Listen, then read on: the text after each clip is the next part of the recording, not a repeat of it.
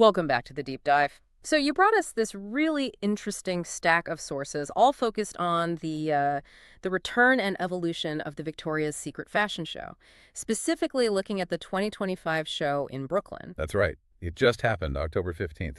And our mission today, really, is to map out how this massive brand is trying to redefine itself. It's like a balancing act, isn't it? Totally. Between that old school glamour, the angels, the wings, the crazy expensive gems, and then this completely new wave of faces, athletes, influencers. Yeah, it's a fascinating look at reinvention. I mean, the sources give us this detailed picture of how they're navigating legacy versus relevance. They're bringing back veterans, but also showcasing, major cultural figures making their debut. And underneath it all, the pressure, that constant performance pressure. Okay, let's unpack that pressure first, starting with maybe a veteran perspective. Candace Swanepoel seems like a good place to start. Definitely. She's iconic VS, debut way back in 2007. Wow, 2007. So she's been doing this a long time. She's 36 now. hmm And she really represents that powerful feminine world she talks about, that high glamour ideal. And she had the moment, right? The fantasy bra. Oh, yeah. 2013, that was the $10 million one. Just dripping in gems, something like 5,400 of them. Over 1,500 carats. Insane. Peak VS, really. But what gets me and what the sources highlight is even with that experience, she says the nerves get worse. Yeah, she's quite open about it. Admits, each year I get more nervous. Which is interesting, right? It kind of humanizes that otherwise untouchable image. So how does she cope? She mentioned this mantra, basically, just breathe through it and try to have fun. It raises that question, what's the real cost of maintaining that level of, well, perfection? And they lean on each other, too, it sounds like. She talked about a sisterhood, like they have group chats. Exactly. That camaraderie seems crucial. Pure support in the face of all that scrutiny. Right. And this show, the 2025 one in Brooklyn, it signals they're really back after that hiatus and the 2024 return. Yeah, renewed vigor is a good way to put it. Okay, so if Swanepoel represents that legacy and the pressure that comes with it, let's talk about the new roster. This is where it gets really interesting, I think. This is the core of the evolution, for sure. The new faces are less traditional models and more cultural powerhouses. Like Angel Reese, the WNBA star. Yep, she officially got her wings, debuted with 2 different looks. And apparently got huge cheers. Did a twirl even? That's not exactly standard high fashion runway walk. Not at all. It's bringing that athletic energy, that personality. It's deliberate. They want that connection. Then there was Suni Lee, the Olympian. Her debut, too. She walked in the pink segment, actually, during Twice's performance. Oh, interesting. The pink segment specifically. Right. And she said she thought the call couldn't be real. Walking for pink targets that younger Gen Z demographic. It's smart. And it wasn't just athletes. We had actress Barbie Ferreira from Euphoria. Yeah, she called it huge.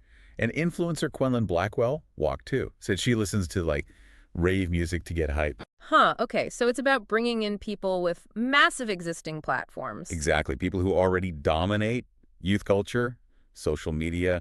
It's immediate cultural integration. But then there's the flip side. Who wasn't there? Kendall Jenner, right? Right. Big absence. She last walked in 2018, missed this one. She was apparently at an event for her tequila brand down in Texas. Which kind of tracks, doesn't it? She's been talking about wanting to pivot away from modeling, something about home design. Yeah, she literally said she wants to stop everything and just design homes.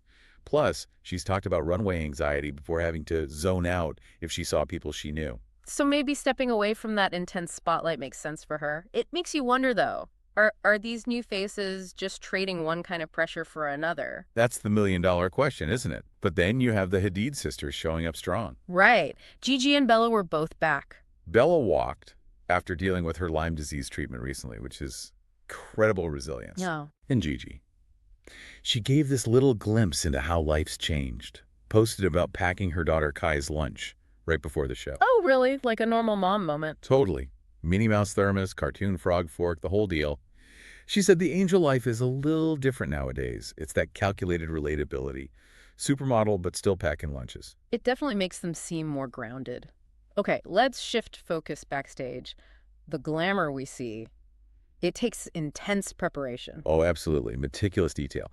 Pat McGrath handled the makeup, using her own line, obviously. What was the focus? Highlighter, apparently. Lots of fabulous highlighter, especially on the peaks of the face.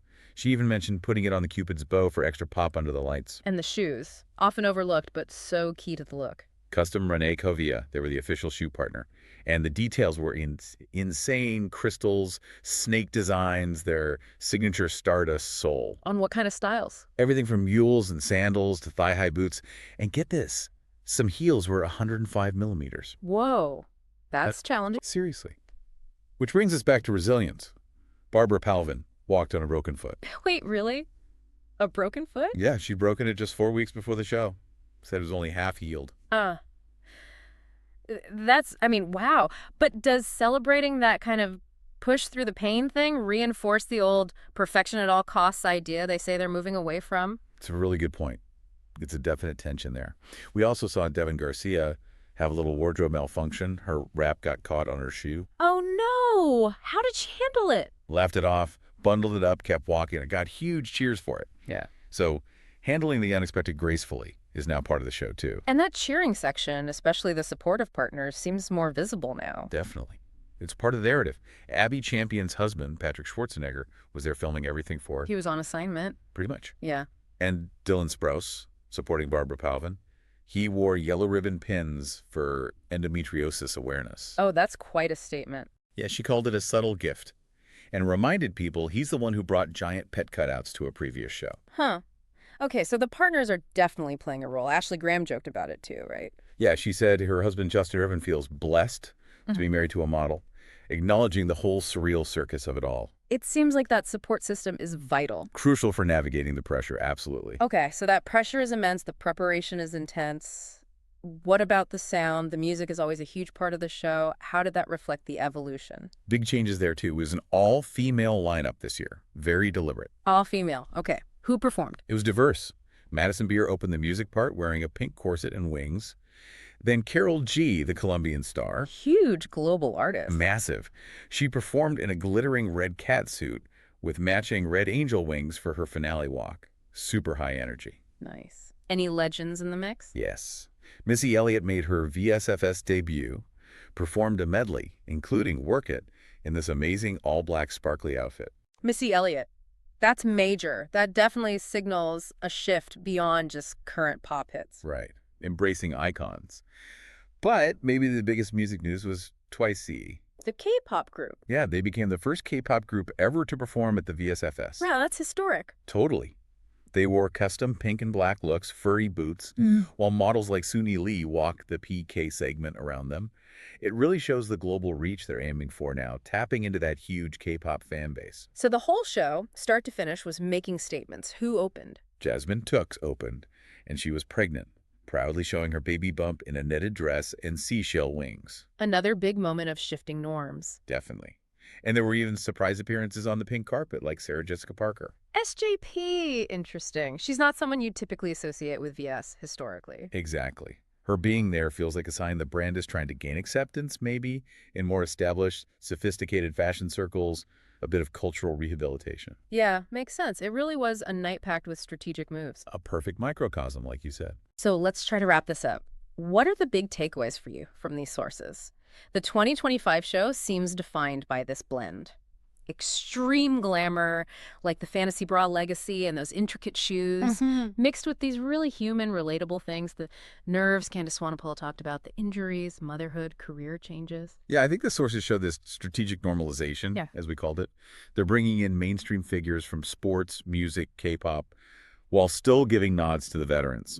The idea of female empowerment is broader now, maybe more inclusive, but that core element of intense pressure to perform, that seems unchanged. Which leads to a final thought. Maybe you hear about the sisterhood, the group chats, the sport of husbands, all the scaffolding around the models. Right. So does the biggest challenge come from the outside, the crazy expectations, the aesthetic demands, or is it more internal? That drive they seem to have year after year to just, as Swanepoel put it, do my best. That's a great question. Because you see them all taking such different paths now.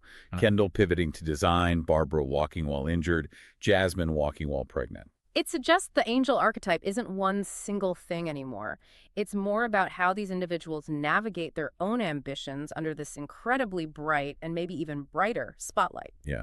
It's less about a monolithic ideal and more about individual journeys within that high-stakes environment.